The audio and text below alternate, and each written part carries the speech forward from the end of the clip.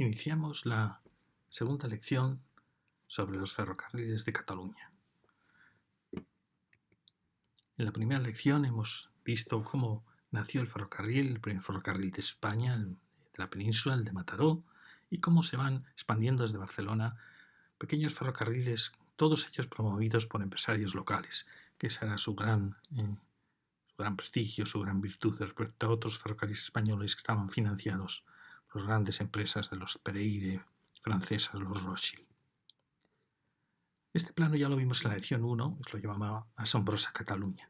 Y es que realmente la labor del ferrocarril en Cataluña, las empresas que se crearon, las líneas que se trazaron, es realmente asombrosa. Probablemente es la región de España que más densidad de ferrocarriles tiene, porque en ella se da una curiosa coincidencia, es decir, que hay muchas líneas de ferrocarril de ancho nacional y muy pocas en proporción líneas de vía estrecha. En otras regiones, como veremos en Asturias, se daban muchas líneas de vía estrecha, también en el País Vasco, pero aquí en Cataluña los empresarios catalanes optaron por la vía de ancho nacional, por vías que en principio casi todas ellas eran vías estratégicas que apuntaban a objetivos más lejanos, a capitales de provincia, a enlaces con Madrid, a enlaces a través del Pirineo. Fijaros que al final estamos hablando de entre 12 y 13 líneas de ancho nacional trazadas por los empresarios catalanes y unas 13 líneas de vía estrecha, lo cual es una densidad realmente asombrosa. Fijaros, ya hablamos de las líneas que empiezan, la primera línea Mataró, que luego llega hasta Massanet, la segunda línea Granollers, la fortuna en que ambas compañías se unieron, de manera que llegaron a Gerona y luego de Gerona a la frontera un poco más tarde. Al mismo tiempo surge la línea a Sabadell y Tarrasa, que veremos la importancia que va a tener, la línea hacia Martorell y la línea de la costa, que fue truncada por esta empresa de Martorell que quería llegar a Tarragona a través de Villafranca y paralizó la vía a través de Vilanova. Había competencia entre Villafranca y Vilanova y esta pobre línea estuvo paralizada casi 20 años por culpa de la preponderancia de esta otra línea. Luego veremos desde la zona de Tarragona las líneas que surgen hacia Reus, las líneas de Valls que tratan de llegar a Barcelona, las líneas hacia Lérida, tanto desde aquí como desde Manresa, la asombrosa línea que se dirige hacia cruzar hacia el Pirineo, hacia San Juan de las Abadesas, y las asombrosas líneas también que intentará llegar a Madrid y luego ante su imposibilidad llegó hasta Zaragoza, en competencia con la línea de Lérida, y luego por supuesto la línea procedente de los ferrocarriles valencianos, que venía ya desde Valencia, que había sido pionera también en las grandes líneas para llegar. Y después las numerosas líneas, no tantas como en otras regiones, como digo, aquí hay mucha línea de ancho nacional, las líneas de vía estrecha y de ancho internacional, las de ancho internacional del primer ferrocarril de Sarriá, que luego irán a Sabadell y Tarrasa, y las de vía estrecha que irán a Manresa, a Berga, incluso hasta Guardiola, Suria y también a Igualada. Y también pequeñas líneas que surgían en Olot, Bañolas, Palamós, San Feliu, partiendo de Gerona. Fijaros si nos olvidamos también la línea de ancho nacional que desde Puebla de Híjar llegó a Tortosa y pretendía llegar al mar, que quedó, de cierta manera, con muy poco uso y abandonada en el año ya 73. También está la línea de Lérida, asombrosa línea que iba de Sant Girons, llegó a Lérida, o llegó hasta Lérida, Pobla de Segur, pero que continuaba hacia Alcañiz, se hizo el tramo luego Alcañiz-Teruel, pero nunca luego seguía hacia Utiel, Albacete y Baeza, enlazando con las líneas de Andalucía. Era una línea realmente impresionante, pero que no se completó. Y hemos hablado de cómo, volvemos a la imagen anterior, cómo aquí hubo una serie de empresarios catalanes que habían creado estas líneas, la de Granollers, la de Mataró, la de Martorell, que se lograron unir al final, creando una gran compañía, la Tarragona, Barcelona, Francia, y la desgracia que fue que no pudieran adquirir una compañía que tenía problemas, que fue la asombrosa que se dirigió a Lérida y que se había unido había llegado a Zaragoza y se unió con la Pamplona-Zaragoza. Si los ferrocarriles catalanes hubieran podido adquirir esta línea y luego, en la relación que tenían los ferrocarriles valencianos, comprar la línea de Tarragona, Valencia, Almansa, que era otra línea que era perfecta para continuar la línea del Mediterráneo, hubiera sido una compañía que habría podido competir, por supuesto, con los ferrocarriles andaluces y también con la compañía quizá del norte y MZA, a pesar del poder de estas compañías que tenían capital francés. Habría tenido así Cataluña su propio ferrocarril, además que había nacido con empresarios catalanes, que cumplía una misión de integración comarcal y a la vez de relación con Francia, relación con Madrid, relación con Valencia. Hubiera sido un sueño quizá, pero estuvieron muy cerca de conseguirlo. Y vamos a ver que como tras la crisis de esta compañía, de la compañía Barcelona-Zaragoza, es comprada por Norte, con lo cual Norte, la gran compañía del Norte, la que tenía la entrada de Irún, se va acercando al sueño de tener la entrada también de Gerona. Entonces va a aparecer también MZA, la otra gran compañía del Levante, que va a comprar a la compañía catalana. Con lo cual, asombrosamente, los ferrocarriles catalanes van a quedar divididos en dos líneas, en dos grandes compañías. Es toda una contradicción, porque fijaros, la compañía esta roja es la famosa MZA del Marqués de Salamanca, que había nacido con el Madrid-Alicante y que después había ido adquiriendo las líneas de Andalucía, la de Badajoz, y había empezado la de Zaragoza. Por eso se llamaba Madrid-Zaragoza-Alicante, porque habían sido sus dos objetivos primeros. Esta es la que va a comprar a la compañía catalana de Francia, Barcelona, Tarragona, y ahora culminará esta unión en competencia con la MZA que habrá comprado esta línea.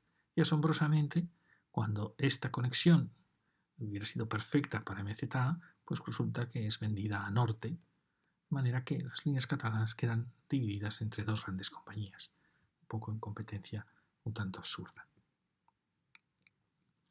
Esto es lo que nos va a asombrar en gran parte de las líneas catalanas, como es, fijaros, como esta primera línea, luego veremos su nacimiento, que va a ser muy importante en Cataluña porque nace con los hermanos Girona, que habían hecho la línea a Granollers, y luego Gerona, se habían unido con la línea Mataró y habían iniciado con otros empresarios la línea Sabadell y Tarrasa.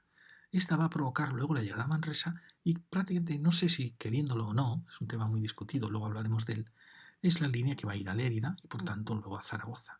Y como al pasar esta línea a manos de Norte, la compañía del Norte, se buscó otra línea, una compañía que había sido muy postergada por los ferrocarriles catalanes, que era la línea de Valls a Barcelona, la línea de la costa, pues esa línea compra una concesión que es ir desde Valls, de Barcelona a Valls, ir a Madrid por Molina de Aragón, atravesando Aragón, sin pasar por Zaragoza.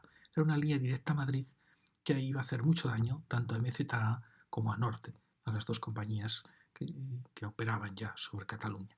Pues esta pobre compañía no podrá acabar la línea, pero unidos los ferrocarriles catalanes a ella, se hundirán con ella y al final será MZA la que comprará esta línea y la culminará, no ya yendo a Madrid, porque MZA ya tenía su línea a Madrid desde Zaragoza, sino uniendo con Zaragoza y creando una asombrosa línea en competencia con la línea de Lérida. Fijaros que esta primera línea atraviesa muchas grandes ciudades de Cataluña, pasando Lérida, mientras que esta atraviesa el Bajo Aragón y luego va atravesando montañas llegando hasta Reus, Tarragona. Son líneas muy, muy diferentes. Esto nos enseña que en Cataluña, por competencia a veces local o a veces de grandes compañías, ha habido asombrosas duplicaciones, lo que se llama el 8 catalán. Fijaros, desde la línea Mataró, se dirigió luego a Gerona, la línea Granollers.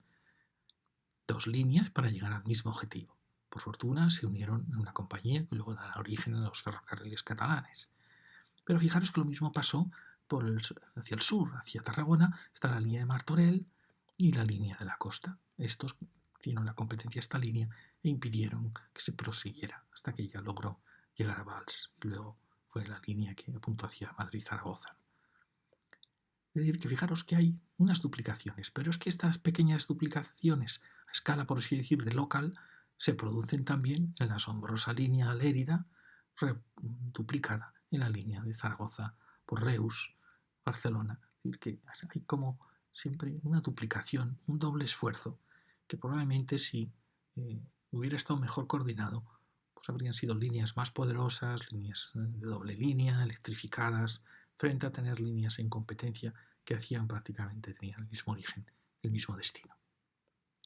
Entonces nos preguntamos cuál es uno de los elementos más singulares de Cataluña es su cordillera, la cordillera costera catalana. Una cordillera realmente asombrosa porque en una geología como la del Valle del Ebro, pues puede parecer mucho al Valle del Po, en Italia, donde el Valle del Po se abre al Adriático. Sin embargo, en Cataluña tenemos esta gran cordillera, que es la que en cierta manera crea la Cataluña de Lérida, la Cataluña costera, que crea todos estos valles interiores catalanes. La costera catalana es la que ha dado personalidad a Cataluña. Y uno de los problemas para llegar desde el interior de la península a la Cataluña marítima es el cruce de la costera catalana. Entonces es un tema muy, muy interesante, porque fijaros cómo la primera línea que va a cruzar la costera catalana va a ser la línea que se atreve a ir a Sabadell y a Terrassa.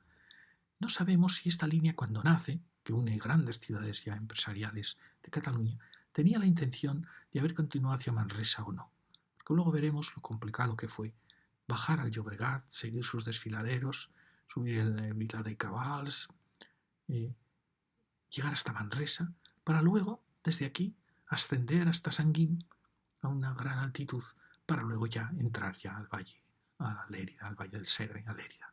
Y fijaros lo complicado que fue. Por un lado, alguien puede decir, está muy bien porque va uniendo ciudades importantes, pero por otro lado, cuando alguien se pregunta por dónde va la línea de Barcelona a Zaragoza, se queda asombrado de saber que va prácticamente por las montañas, ¿no? Por un punto muy, muy alto. Nació todo de esta primera línea, que fue de las primeras, 1855-56. Nació de esta primera línea, de esta gran ilusión, y luego de cierta manera forzó el recorrido de esta línea a Lérida y Zaragoza.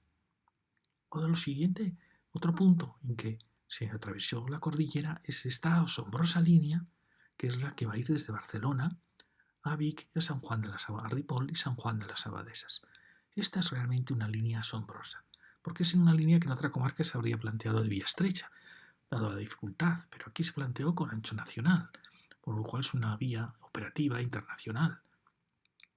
Es una vía que se dirige a pleno Pirineo, hasta San Juan de las Abadesas, hasta Ripoll, que atraviesa todos estos desfiladeros del Congost, que pasa por Tona, llega ya al Ter, y atiende a uno de los principales valles de Cataluña.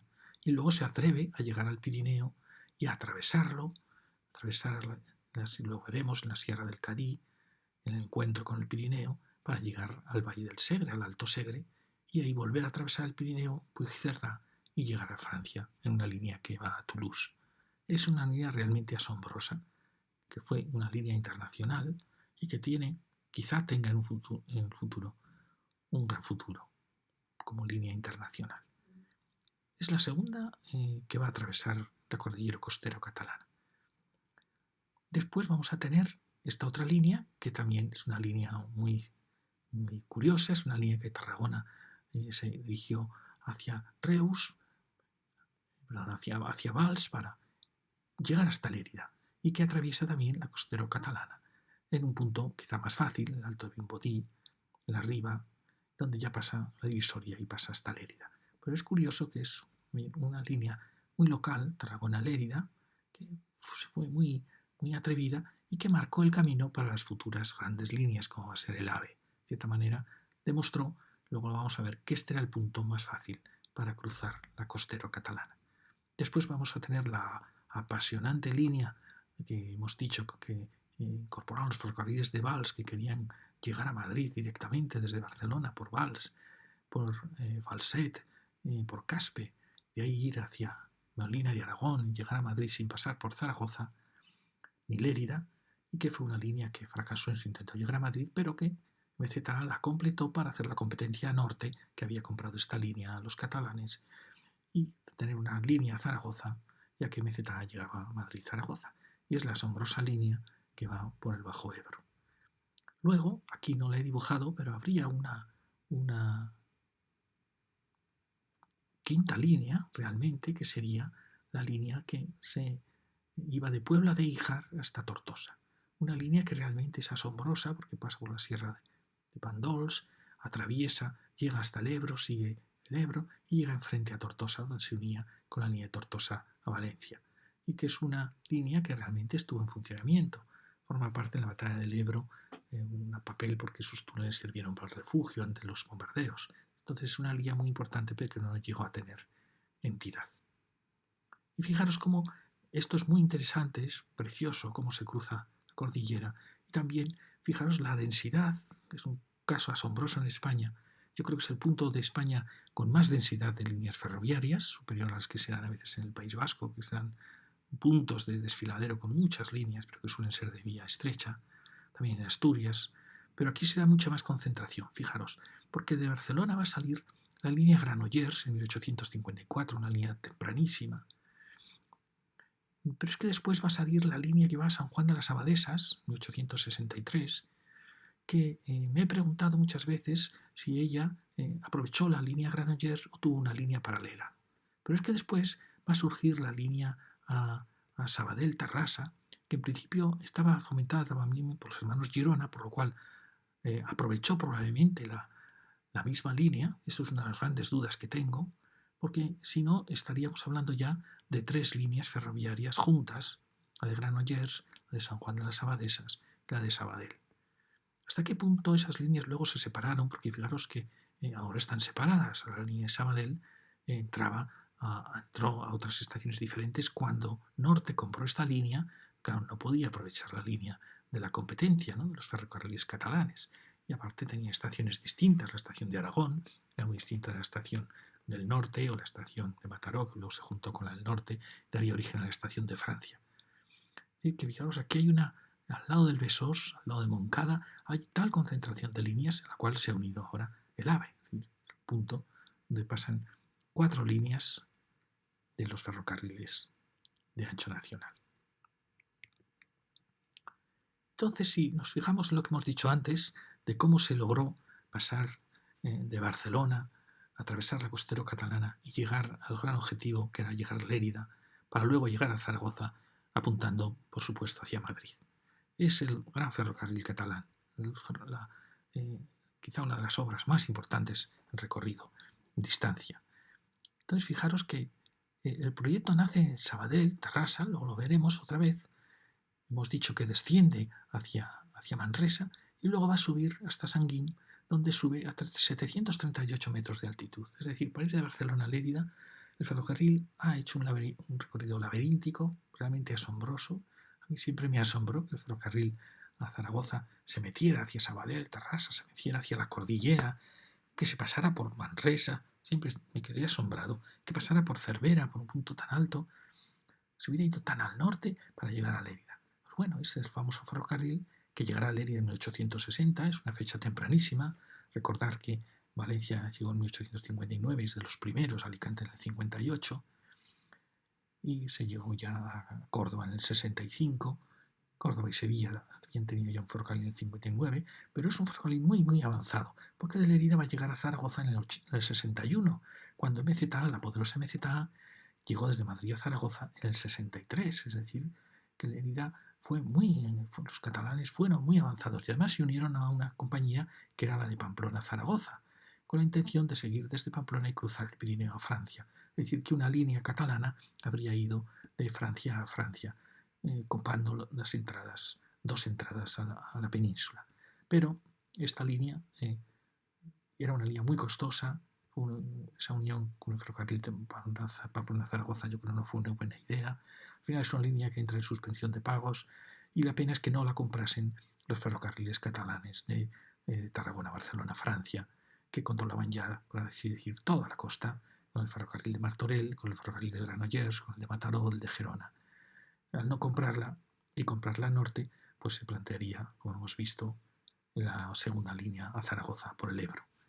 Pero ahora fijaros cómo el AVE, hemos dicho antes cómo el ferrocarril de Tarragona-Lérida descubrió un nuevo camino para llegar hasta Lérida, mucho más sencillo que el camino que había seguido la primitiva línea. Cómo el AVE va a seguir ese camino que mostró ese primitivo ferrocarril y que lo había marcado también, en cierta manera, la autopista. Y cómo pasa a 570 metros, 200 metros casi más bajo que el ferrocarril tradicional. Y además va a cumplir una misión maravillosa, que luego lo comentaremos, hablar del AVE, de unir las capitales catalanas en una única línea y llegar. Fijaros cómo es importante, cómo es este paso estratégico de la costera catalana, cómo es tan importante para Cataluña. Y como digo, la decisión, yo no la he investigado suficiente, os lo dejo para vosotros. Esa decisión tan bonita de enlazar con Sabadell ya en el año 54, 55, con Terrassa en el 55, 56, es decir, unir estos núcleos ya empresariales importantísimos, unirlos a Barcelona. Fue una empresa iniciada por los hermanos Girona, que eran los que habían hecho la línea Granollers, que luego se unieron con los de la línea Mataró. Es decir, no entiendo por qué, si habían sido iniciada por ellos, no siguieron ellos en poder de esta compañía. ¿Por qué? Porque esta compañía, a pesar de lo laberíntico que se juntó, fue la que al final llegó a Zaragoza. Muchas veces he pensado si de Terrassa no tenían que haber bajado a Martorell y haber continuado por el Penedès, por un camino mucho más sencillo. Pero quizá, claro, Manresa también una ciudad muy importante, haber llegado hasta aquí ya era cruzar de nuevo un puerto y bajar al Llobregat. Al final pudo más la tensión de Manresa y ya después de Manresa fue continuar hacia Lérida. Pero en cierta manera aquí está la decisión de una de las líneas más importantes del Barcelona-Zaragoza-Madrid, que fue la línea de los grandes expresos, que luego iban a Francia. Quizá el ferrocarril Cataluña, el más importante de todos, fue este ferrocarril, que luego fue hasta Zaragoza-Madrid. Y fijaros cómo la segunda línea, la que hemos dicho, la que va a hacer la competencia a esa línea de Lérida, nace de los ferrocarriles de Valls que querían, por Reus, llegar a Madrid. Una locura, realmente una locura, para hacer la competencia no solo a Norte, sino también a MZA, la poderosa MZA. Entonces, cuando ya el error fue que los ferrocarriles catalanes de Tarragona, Barcelona, Francia compran esta línea, no sé, quizá porque la compraron cuando era una línea que estaba sin acabar, que era muy costosa, había tenido que hacer el túnel de Argentera, una obra impresionante, saltar el Ebro, y deciden, ante la imposibilidad de intentar llegar a Madrid, pues enlazar con Zaragoza. Y eso es lo que hará que MZA se fije como futura línea que va a hacer la competencia a Norte y que la incorpore a sus líneas cuando decida comprar Tarragona, Barcelona, Francia. Y fijaros lo importante que fue esta lucha entre dos compañías que podían haber sido las dos catalanas, pero que una pasó en manos de Norte y la otra pasó a manos de MZA. Y al final tenemos una segunda entrada desde Cataluña a Zaragoza, también importantísima. No se supo cuál de las dos iba a competir más. Esta tenía la virtud de pasar por Lérida, de incorporar ciudades muy poderosas. Esta, en cambio, era una línea que aparentemente nació para ser más corta y al final tenía el mismo recorrido. Tenía mucha complejidad también. Si hablamos de la complejidad de Terrassa y de Sabadell, de Manresa, y luego de Manresa ascender, no digamos la complejidad que tiene esta línea en el meterse por los desfiladeros a partir de Caspe, los desfiladeros del Ebro, luego cruzar la costera catalana, el Priorat, el túnel Argentera, y bueno, luego enlazar con las líneas que ya existían. Pero en cierta manera fue también una línea muy compleja. Y cuando uno ve desde Lérida tanto esfuerzo, alguien puede decir, tanto esfuerzo vano, ¿no? Tantos puntos de llegar al mismo lugar cuando podrían haberse todos concentrado en un único punto. Vemos la preciosa línea que cruza por Manresa, desde Cervera, una línea realmente muy alta, que va a 700 y pico metros de altitud, para llegar a Cataluña por detrás, por su retaguardia, por su corazón empresarial de Terrassa y Sabadell, una línea asombrosa, porque realmente aparece en Barcelona desde el norte por el Besós, y que fue la línea principal de unión con Madrid. Vemos la línea del Vimbodí, inaugurada por el pequeñito ferrocarril de Lérida a Tarragona, a Reus, y vemos la línea que luego cruzaría por Falset, por el túnel de Argentera, también una línea un poquito disparatada, porque iba por el Bajo Ebro, muy alejado de la rica Cataluña de Lérida, para intentar llegar a Barcelona por el sur. Es decir, y luego tenemos otro cruce por Tortosa, por toda la sierra de Pandols, otro cruce asombroso de otro ferrocarril, este ya pensado desde el Bajo Aragón. Entonces, fijaros cómo Lérida, la torre de su catedral, ha comprobado el esfuerzo de tantas generaciones y luego ha comprobado el paso del AVE dirección a Tarragona, Barcelona. Y ya para hablar de ferrocarriles que tuvieron mucha singularidad, fijaros la asombrosa línea, les he dicho antes, de la línea Puigcerdá a Toulouse. Una línea que sale Barcelona-Granollers que llega en paralelo a la otra línea Granollers, atraviesa los desfiladeros del Congost, llega a Vic, luego llega a Ripoll, ya encauza bien el Ter, se desvía hacia San Juan de las Abadesas, ese es su primer objetivo. Y fijaros que es una línea que es ancho nacional, no es vía estrecha como pasa en otras comarcas de estas líneas que van por valles estrechos y desfiladeros. Ser ancho nacional permitió luego, en los años 19 al 22, atreverse entre la Sierra del Cadí y el Pirineo a atravesar el puerto y volver a atravesar el Pirineo ya llegando al Alto Segre para llegar hacia Toulouse. Fijaros que es una línea realmente asombrosa, porque habíamos hablado del cruce del Pirineo, que se volvió imposible, el cruce de Irún por la poderosa empresa del norte, el cruce por estos empresarios catalanes que llegaron a Portbou, que realmente no se puede hablar de un cruce del Pirineo porque van bordeando al mar, ¿no? Y después el famoso Canfranc, tan costoso. Pues esto es otro asombroso cruce del Pirineo, nada menos que hacia Toulouse. Quizá podemos decir es un punto en que el Pirineo ya está más debilitado, pero aún así es una obra realmente asombrosa. Y como digo, algún día, visto desde Toulouse, esta línea que aparentemente cruza el Pirineo en un punto cercano a la costa, pero su intención es llegar a Toulouse, con lo cual su intención ya no es el Mediterráneo de Marsella o de llegar a Italia, sino de Toulouse está apuntando claramente hacia Burdeos, hacia Nantes, hacia el Atlántico. Entonces es una línea importantísima.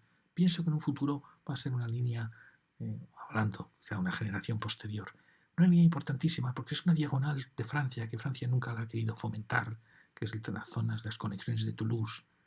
Ahora por fin ha hecho una línea de Bayona hacia Toulouse, Bayona-Pont, pero indica una intención de dirigirse hacia el Atlántico. Quizá al ver que las líneas catalanas habían, en cierta manera, sido truncadas por la compra por norte, que era que controlaba el paso de Irún, es una manera de apuntar hacia el Atlántico de Francia a través de Toulouse, con una línea que iría directamente Barcelona, Toulouse, Burdeos, la costa atlántica francesa. Y fijaros la importancia de esta línea, porque en cierta manera une Atlántico y Mediterráneo de una manera muy, muy directa. Otra línea que también me parece muy interesante es la línea, está ya en vía estrecha, que avanzó por el Llobregat, al otro lado del río, frente a las líneas de ancho nacional que vamos a ver aparecer en Manresa, sigue el camino del río y al paralelo, a las líneas de ancho nacional que se dirigen a Martorell y que va a lograr pasar al pie de Montserrat, llegar a Manresa y luego avanzar y subir por Berga hasta Guardiola y La Pobla. Fijaros que es una línea bellísima. Todo el valle del Llobregat es seguido por esta línea, cuya intención era atravesar la Sierra del Cadí y llegar a Puigcerdá, para luego llegar a Francia. Fijaros la ambición de esta pequeña línea de vía estrecha, que ahora forma parte de la red de cercanías, aunque por ser vía estrecha es realmente una línea que correspondería a los ferrocarriles de la Generalitat, que es la R5 y la R6 de Igualada. Fijaros qué interesantísima línea. Y luego de aquí tuvo una serie de pequeños ferrocarriles a zonas mineras. Y ahora vamos a hablar del AVE. Es ya en los últimos dibujos. Fijaros que el AVE nació con un carácter centralista, borbónico, como había pasado con las carreteras. Y de ese carácter centralista nace con esta especie de cacicada que fue el AVE Madrid-Sevilla, un AVE que por tráfico de pasajeros no tenía ningún sentido de haber sido la primera línea de alta velocidad española en 1992. Pero fijaros cómo todas las capitales, Valencia mismo reclamó una línea directa, absurda, cuando podía haber ido a buscar, como había pasado antiguamente, la línea Alicante-Murcia, que es lo que luego va a pasar. Es decir, fijaros cómo en la Comunidad Valenciana cada capital ha tenido su línea y siguen sin estar unidas sus propias capitales. Lo mismo ha pasado en Andalucía.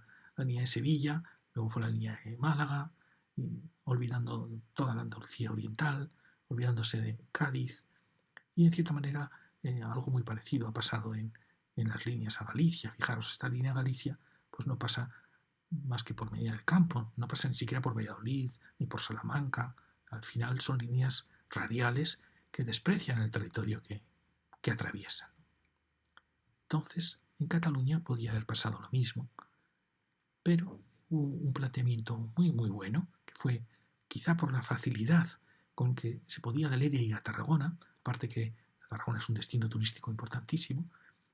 Tuvimos la suerte, Cataluña tuvo la suerte de que el AVE planteara un recorrido, primero uniendo Lérida, cual es lógico que alguien hay quien planteó una línea directa sin pasar por Lérida, como pasó con Valencia, por ejemplo, que olvidó todos estos territorios. Entonces la línea va a Lérida, luego va a Tarragona y de Tarragona ya enlaza con Barcelona y por supuesto Gerona. Con lo cual Cataluña ha tenido la suerte de tener una línea que ha unido sus capitales, al margen de que sea una línea a Madrid, nace como una línea a Madrid sin duda, pero es una línea que al final ha unido las capitales de Cataluña.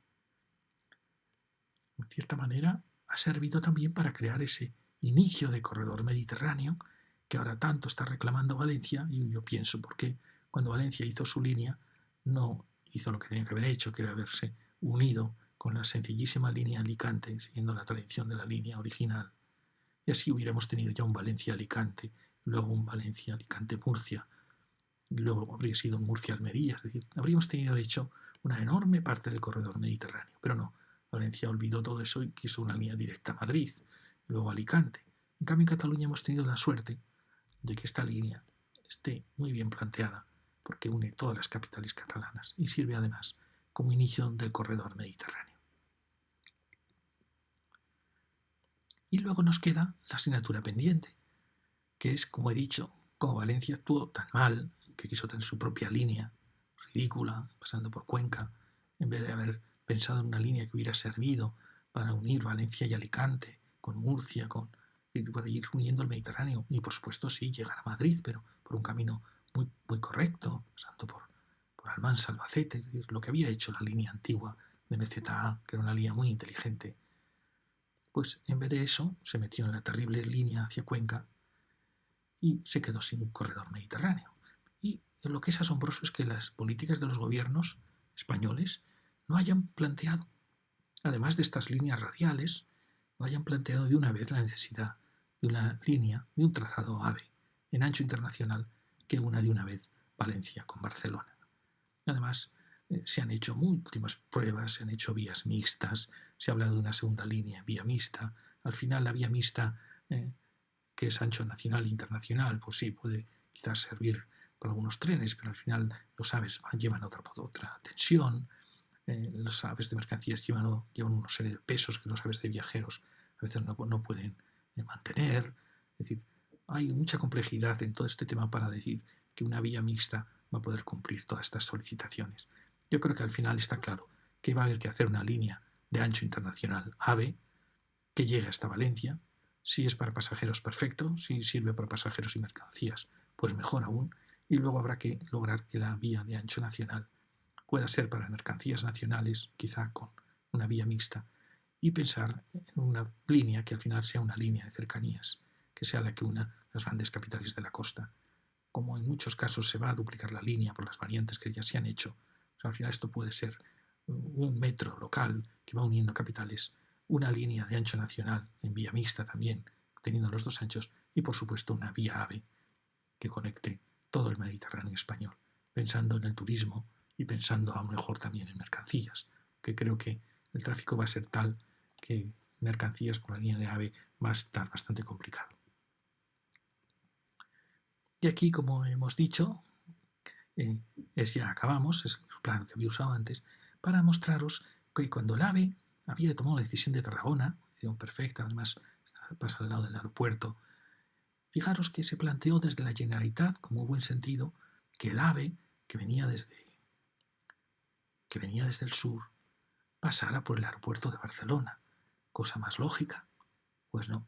Y al final, decisiones políticas absurdas, realmente de gente incompetente, pues deciden que el AVE no pasa por el aeropuerto de Barcelona, lo cual fue una verdadera desgracia, porque gran parte de este AVE es tomado por gente que quiere llegar al aeropuerto de Barcelona.